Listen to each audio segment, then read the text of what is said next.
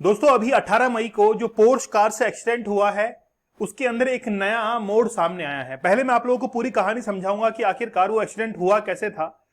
और उसके जो दादा हैं सुरेंद्र अग्रवाल, उनके रिश्ते अंडरवर्ल्ड से निकले हैं। मतलब आप लोग मान सकते हैं कि एक प्रॉपर्टी डीलर, एक बिल्डर जिसका कनेक्शन अंडरवर्ल्ड डॉन छोटा राजन से है, और वो छोटा राजन से मुलाकात केवल इसलिए करता है कि उसके जो भाई था आर के अग्रवाल, उसके साथ में एक जमीन को लेकर विवाद होता है और विवाद को सुलझाने के लिए ही छोटा राजन से मुलाकात की जाती है, बात की जाती है। तो आज हम लोग बात करेंगे कि आखिरकार वो जो लड़का है जिसने एक्सीडेंट किया है पोर्श कार से, 2.5 करोड़ की वो कार थी, 2 करोड़ 18 लाख की वो कार थी, और उसने वो कार बेंगलोर से खरीदी थी। और बेंगलोर से खरीदने के बाद 18 मार्च को वो खरीदी गई, और खरीदने के बाद उसका प्रॉपर रजिस्ट्रेशन करवाया गया, लेकिन फिर भी नंबर नहीं लिए गए थे। बात करेंगे आखिरकार छोटा राजन के साथ में ये रिलेशंस कैसे बने इनके, और अंडरवर्ल्ड डॉन तक इनकी कहानी जो है वो किस तरीके से पहुंची है। ये एक्सीडेंट का उस समय का सीसीटीवी फुटेज है। ये रात के 2 बजे का सीसीटीवी फुटेज है। यहां पर एक व्यक्ति जो खड़ा था वो इस कार को देखता है, और कार को देखने के बाद वो सिर पर हाथ रख लेता है, क्योंकि आगे जाने के बाद उसने 2 लोगों को हिट किया। इस कार की रफ्तार 200 किलोमीटर प्रति घंटे की रफ्तार थी, पोर्श कार थी, और बाइक पर 2 लोग सवार थे, एक लड़का और एक लड़की। लड़का जो था उसका नाम था अनीश, और लड़की जो थी उसका नाम था अश्विनी। अश्विनी जो लड़की थी वो जबलपुर की रहने वाली थी, और अनीश जो था वो मध्य प्रदेश का रहने वाला था। दोनों की मौत हो चुकी है, और कहानी अब तक यहां पर यह पहुंची है कि इनको इंसाफ नहीं मिला है। और इंसाफ क्यों नहीं मिला है, उसका रीजन तो यही है कि छोटा राजन से इनके बहुत अच्छे ताल्लुकात हैं। लेकिन आखिरकार बात करते हैं कि ये हुआ कैसे। ये उस गाड़ी की हालत आप लोग देख सकते हैं कि किस तरीके से डैमेज हो चुकी है। और ये जो लड़का यहां पर आप लोग को दिख रहा है सीसीटीवी फुटेज के अंदर, ये जो सीसीटीवी फुटेज में दिख रहा है, इसने 90 मिनट के अंदर 48,000 रुपए खर्च कर दिए थे केवल उस पब का जहां पर ये शराब पी रहा था। 12वीं पास ये लड़का, जिसका रिजल्ट आया ही था, और इसने वहां पर 48,000 की शराब पी थी। इसके पास में वो पोर्श गाड़ी तो थी ही, साथ में अपने पिता विशाल जो अग्रवाल है, इसका क्रेडिट कार्ड भी था। मतलब एक पिता अपने बेटे को उकसा रहा है कि तू ये शराब और ये गाड़ी का जो महंगा शौक है उसको मस्त होके पाल। ये आज की जनरेशन हो चुकी है। इन दोनों की मौत हो चुकी है। ये लड़का अनीश और इसकी जो फ्रेंड है अश्विनी, ये उस समय लौट रहे थे, ये भी किसी पार्टी से लौट रहे थे, जॉब करते हैं, दोनों इंजीनियर्स थे। और हो सकता है कि भाई देखिए सबकी अपनी अपनी पर्सनल लाइफ है, तो अपनी पर्सनल लाइफ के अंदर ये बिजी थे, लेकिन ये एक हादसा होता है। तो मैं आप लोग को बताता हूं कि आखिरकार ये मामला यहां तक पहुंचा कैसे।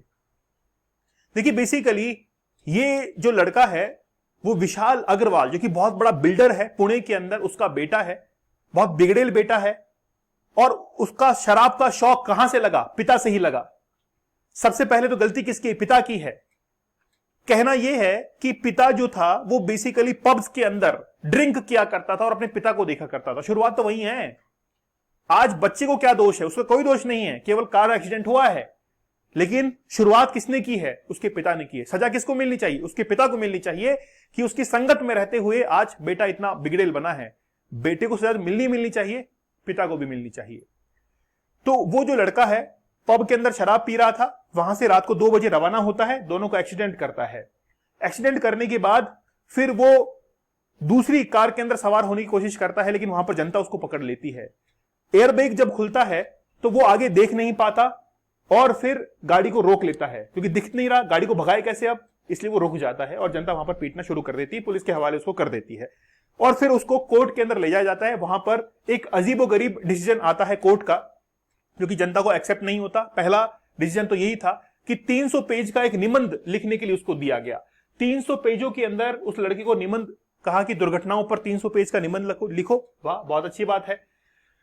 7500 रुपए के 2 बॉन्ड भरवाए गए, एक पर्सनल बॉन्ड और एक सिक्योरिटी बॉन्ड। आरटीओ ऑफिस में जाकर सभी नियम कायदे कानून पढ़ने होंगे और 15 दिन तक जर्नल जस्टिस बोर्ड जो है उसके सामने पेश होना पड़ेगा। आरटीओ अधिकारियों के साथ 15 दिन तक काम करना पड़ेगा। देखिए पैसे की ताकत देखिए आप लोग, पैसा देखिए क्या क्या करवाता है। शराब की लत छुड़ाने के लिए काउंसलिंग लेनी होगी, कंसल्ट करना पड़ेगा साइकियाट्रिस्ट के पास में, 15 दिन में रिपोर्ट सौंपनी होगी। देखिए पैसा देखिए हर चीज का मरहम बन चुका है आजकल, ठीक है।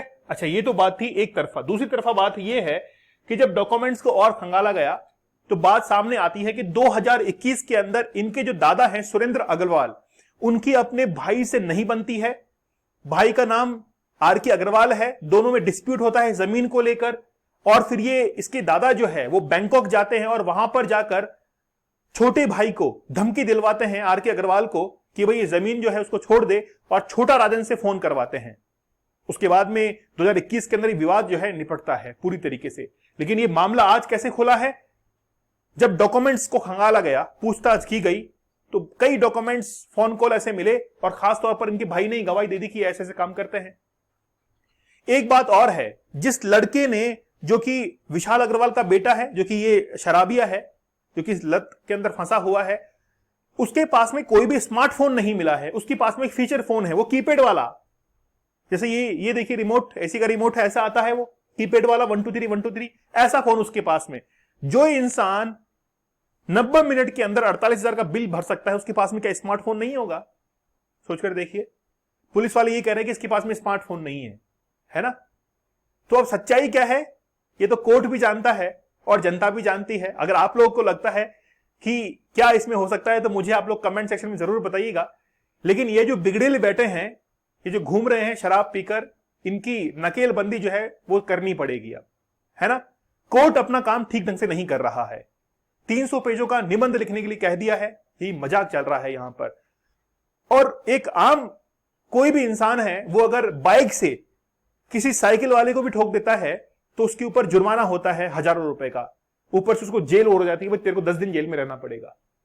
उसके लिए कुछ भी नहीं है। पैसा हर चीज का मरहम है। इसलिए मैं कहता हूं कि या तो आप एक पद कमाइए या पैसा कमाइए, बीच वाली जिंदगी जीने की जरूरत नहीं है, ठीक है? तो अब आप लोग डिसाइड कीजिए, निर्णय कीजिए कि आप लोग अपने जीवन के अंदर क्या करेंगे। और याद रखिए कि एक पिता से ही बेटा ये सीखता है कि शराब कैसे पीनी है, जिसका एग्जाम्पल आप लोग के सामने है। इसने अपने पिता को देखा था शराब पीते हुए कि पब के अंदर ऐसे शराब पी रहे हैं हमारे पिताजी, और फिर वहीं से इसने सीख लिया, है ना?